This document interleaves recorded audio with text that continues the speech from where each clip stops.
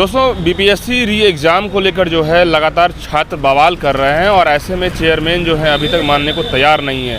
छात्र नेता दिलीप हैं, इनसे जानेंगे कि वजह क्या है। स्वागत है आपका दिलीप जी। धन्यवाद। वजह यही है कि बीपीएससी के चेयरमैन और बीपीएससी पूरी तरह भ्रष्टाचार में संलिप्त है। हाँ, बीपीएससी पीटी परीक्षा में पटना के बापू परीक्षा परिसर केंद्र पर जो घटना हुई वो सभी को पता है और बीपीएससी ने उस सेंटर की परीक्षा रद्द कर दी और मामले की लिपापोती करने का पूरा प्रयास किया है।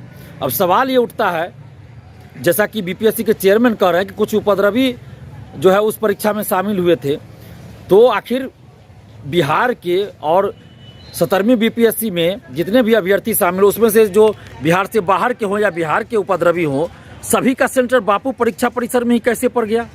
ये बड़े आश्चर्य की बात है कि सभी उपद्रवी का सेंटर बापू परीक्षा परिसर केंद्र में ही कैसे पड़ गया। सेंटर तो बीपीएससी ने दिया है, तो इस बात की भी जांच होनी चाहिए कि आखिर बीपीएससी के चेयरमैन के अनुसार जो उपद्रवी जिनको वो बता रहे हैं, तो सारे उपद्रवी का सेंटर एक ही जगह कैसे पड़ गया?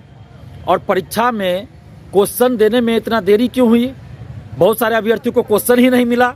12:45 तक कोई बता रहे हैं, 12:50 तक कोई बता रहे हैं, 1 बजे तक क्वेश्चन ही नहीं मिला। तो आखिर ऐसा कैसे हो सकता है? क्या इसके पीछे कोई साजिश है कि जानबूझकर क्वेश्चन नहीं दिया गया, या क्या है?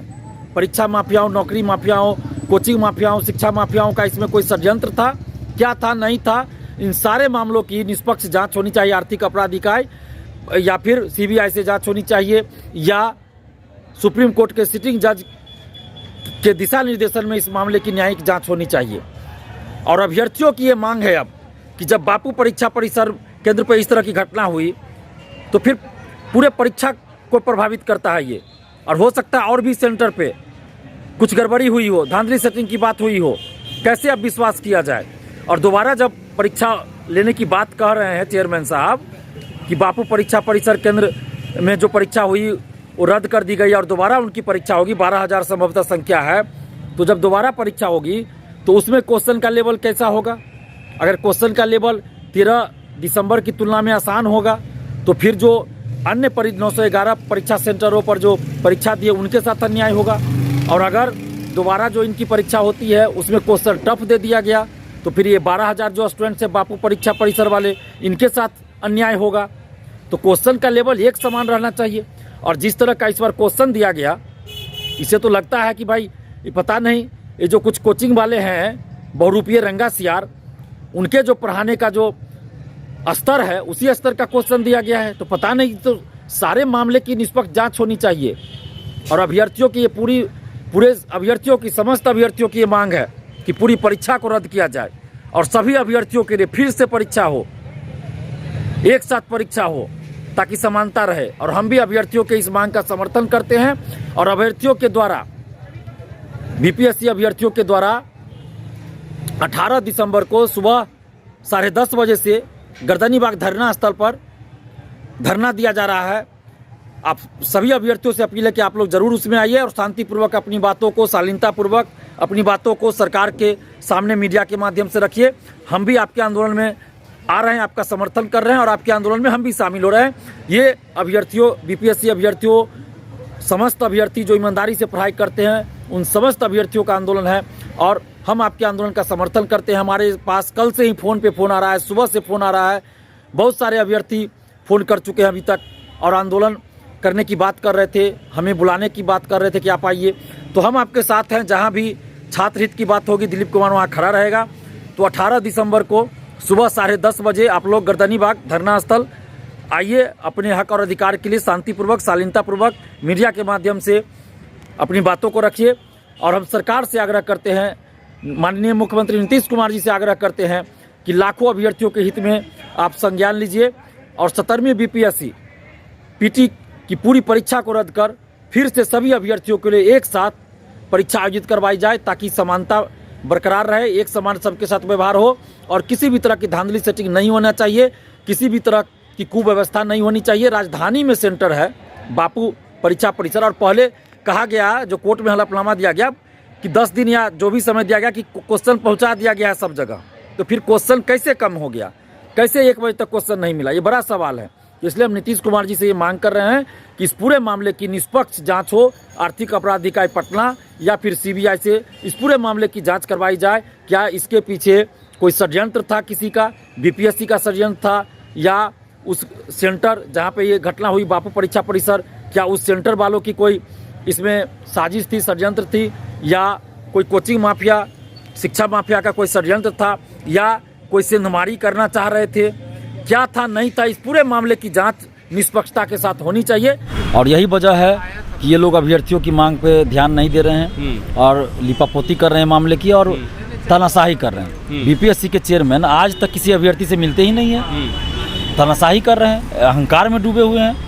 उन्होंने कहा कि नॉन सीरियस बच्चे हैं तो हम क्या करेंगे। सबसे बड़ा नॉन सीरियस चेयरमैन तो ये है अभी तक का, कि अभ्यर्थियों के साथ ही अन्याय कर रहे हैं, अपनी ही बात से बार बार पलट जाते हैं।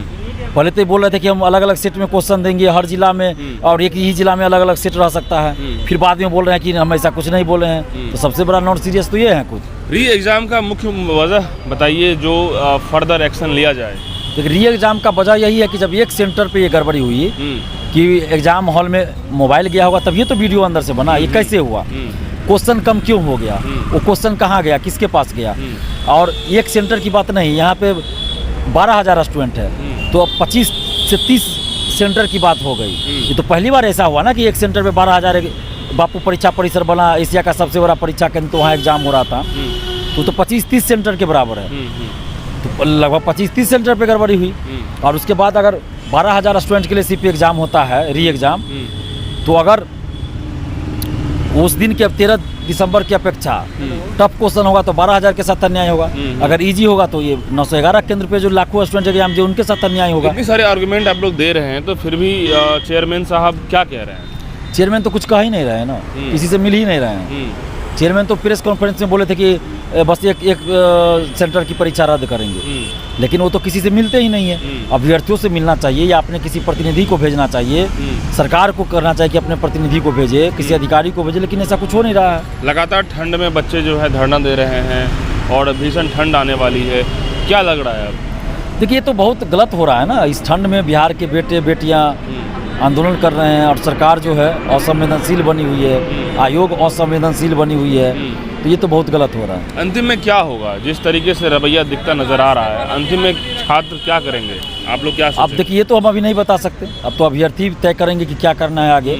हम अभ्यर्थियों के साथ हैं, अभ्यर्थियों के आंदोलन में साथ हैं। अब मंच पे हम अभी 2 दिन से इसलिए नहीं, क्योंकि नेताओं की एंट्री हो गई, नेता लोग आना जाना शुरू कर दिए, तो हम नेता के साथ नहीं रह सकते हैं, तो इसलिए हम थोड़ा साइड रहते हैं, लेकिन अभ्यर्थियों के साथ हैं, आंदोलन में साथ हैं। री एग्जाम होना चाहिए, चेयरमैन को बर्खास्त किया जाए, 17वीं बीपीएससी पूरी परीक्षा रद्द हो। कुछ एक्सपर्ट ये भी कह रहे हैं कि बीपीएससी जो है लात का भूत है, ये लगता है अब ऐसे नहीं मानती है, तो कोर्ट से भी जो है इनकी दरवाज़ा खड़ाया जाए। देखिए, अब अभ्यर्थी तय करेंगे आपस में मिलकर कि क्या करना है। ये हम इस पे हमने कुछ बोलना चाहेंगे, क्योंकि बड़े बड़े पूर्व आईपीएस जो है बता रहे हैं इस तरह की बातें कि बीपीएससी का रवैया जो है शुरू से ही विवादास्पद रहा है, विश्वसनीय नहीं है, तो ऐसे में कोर्ट का भी संज्ञान होना चाहिए। देखिए, कोर्ट बाद की बात होती है, पहले आंदोलन जब हम लोग कर रहे हैं तो कोर्ट तो अभी कोर्ट बाद की चीज़ होती है, जब नहीं कुछ हो रहा है तब कोर्ट में जाया जाता है। और लोकतंत्र में सड़क पे आंदोलन करने का अधिकार होता है। तो कितने दिन तक आंदोलन की जाएगी? अब देखिए, आगे अभी जारी है। कितने बच्चे, लगभग 100% में कितने बच्चे कह रहे हैं कि री एग्ज़ाम हो?